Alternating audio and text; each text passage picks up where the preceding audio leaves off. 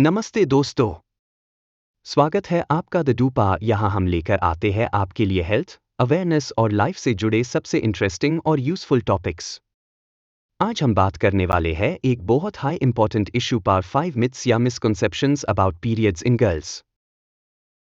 लेकिन शुरू करने से पहले, अगर आप नए हैं चैनल पर तो सब्सक्राइब बटन जरूर दबाइए, वीडियो को लाइक कीजिए और अपने दोस्तों के साथ शेयर करना ना भूलिए।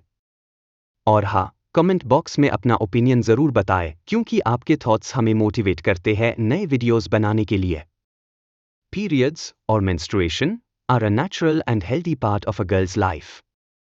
But unfortunately, even in today's world, there are so many myths and misconceptions surrounding periods.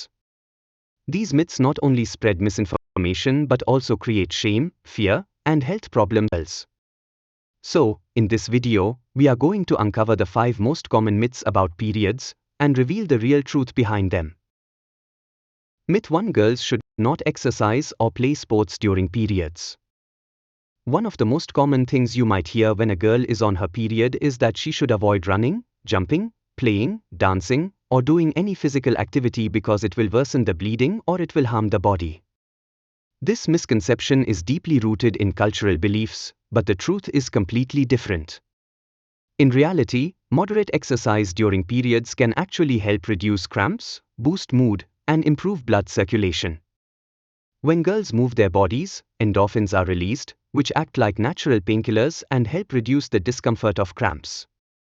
Medical science strongly supports the idea that being active during menstruation is not only safe but also beneficial.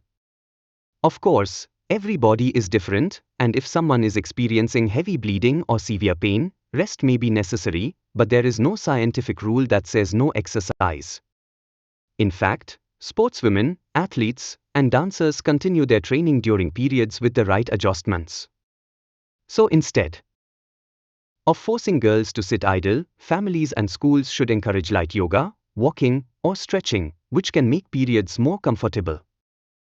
Myth 2: periods के दौरान लड़कियों को नहाना या पानी के contact में आना नहीं चाहिए।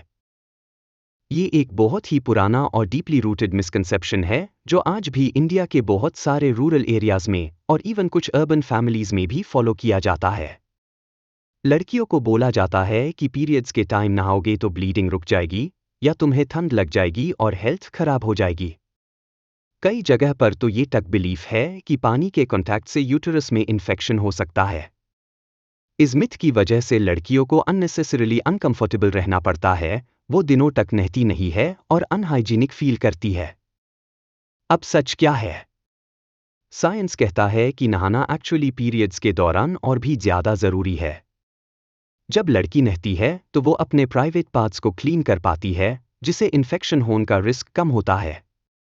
गर्म पानी से नहाने से क्रैम्प्स रिलैक्स होते हैं और बॉडी मसल्स को कंफर्ट मिलता है। अगर लड़की को फटीग या बॉडी पेन हो रहा है तो एक सिंपल शावर उसके मूड को इंस्टेंटली इंप्रूव कर सकता है। डॉक्टर्स कहते हैं कि हाइजीन मेंटेन करना पीरियड्स के दौरान सबसे इंपॉर्टेंट फैक्टर है, और हाइजीन का मतलब है रेगुलर क्लीनिंग। अगर लड़की नहाती नहीं है तो स्वेट और ब्लड दोनों मिक्स होकर बैड ऑडर क्रिएट करते हैं और बैक्टीरिया ग्रो करते हैं जो वजाइनल इन्फेक्शंस का रीजन बन सकता है। ये मिसकंसेप्शन सिर्फ हाइजीन तक लिमिटेड नहीं है, बल्कि इसका कल्चरल और साइकोलॉजिकल इम्पैक्ट भी है। कई फैमिलीज में लड़कियों को बोला जाता है कि तुम इम्प्योर हो जब तुम्हें पीरियड्स हो रहे हैं और तुम पानी के कांटेक्ट में नहीं जा सकती।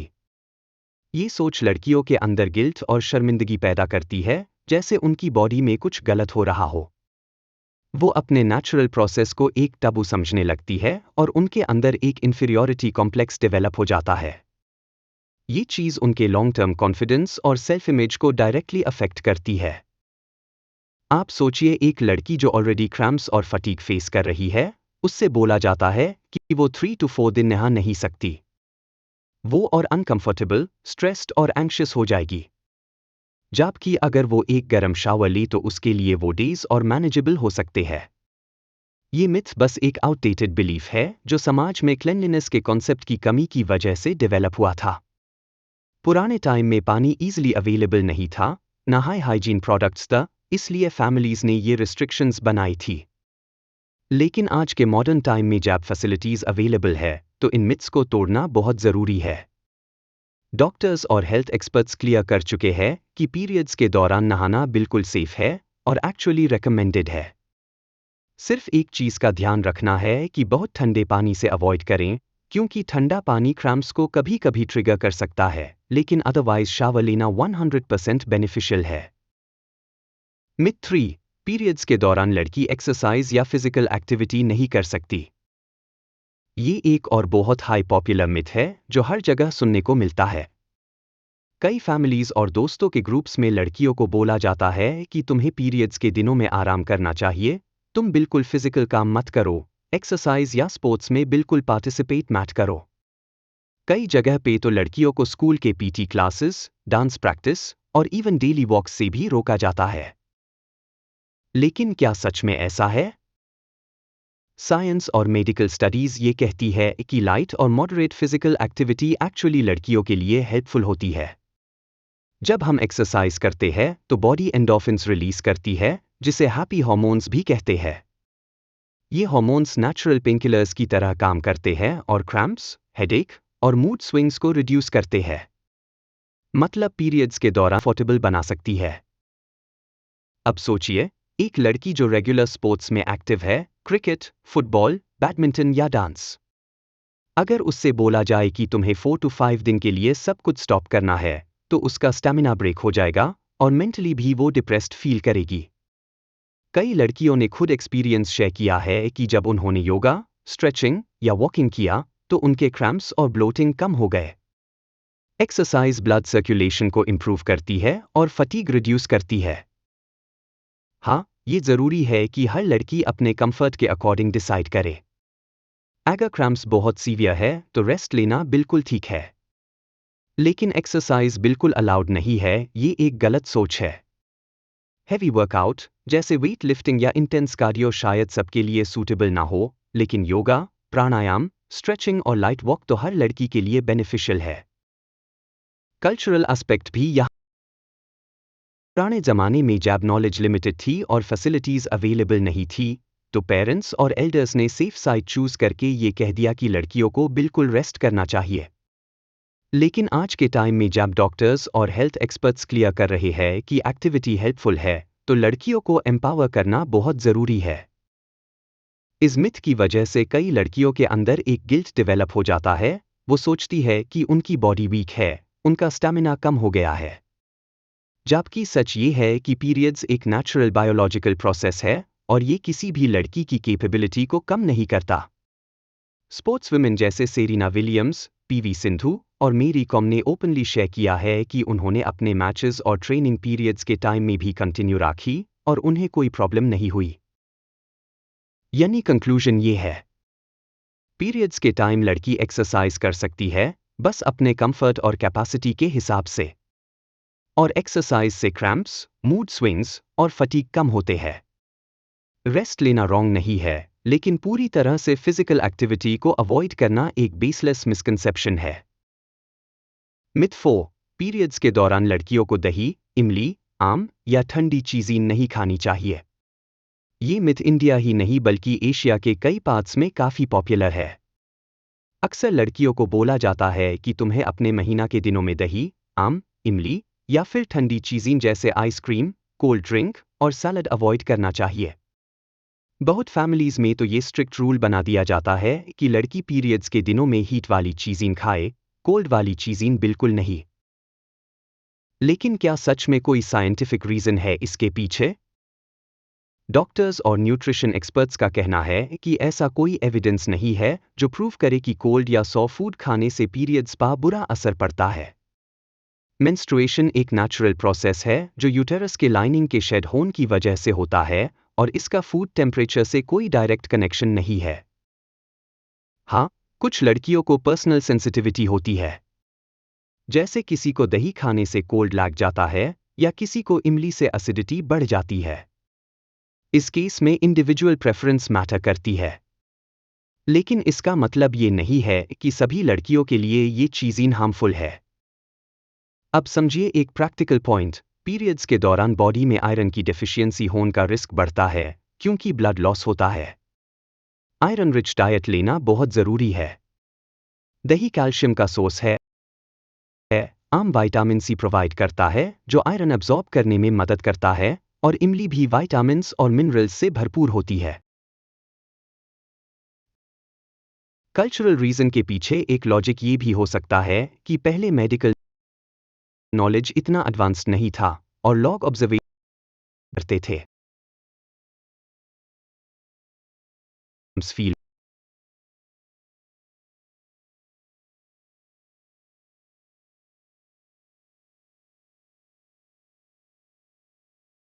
लेकिन मॉडर्न साइंस के हिसाब से अगर एक लड़की हेल्दी है और उससे दही, इमली या कोई पर्सनल प्रॉब्लम नहीं, तो वो बिल्कुल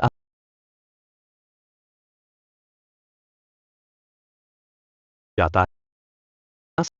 और न्यू या आम से कोई पर्सनल प्रॉब्लम नहीं है, तो वो बिल्कुल आ सकती है। इनफैक्ट बैलेंस डाइट पीरियड्स के दौरान और भी इंपॉर्टेंट हो जाता है, क्योंकि अस टाइम एनर्जी और न्यूट्रिशन दोनों की ज़रूरत होती है। एक और मिसकंसेप्शन है कि आइसक्रीम या कोल्ड ड्रिंक से ब्लीडिंग रुक जाती है। ये एक कंप्लीटली बेसलेस बात है। ब्लीडिंग एक हार्मोनल प्रोसेस है और इसे खाने से कोई फूड डायरेक्टली स्टॉप या इंक्रीज नहीं कर सकता।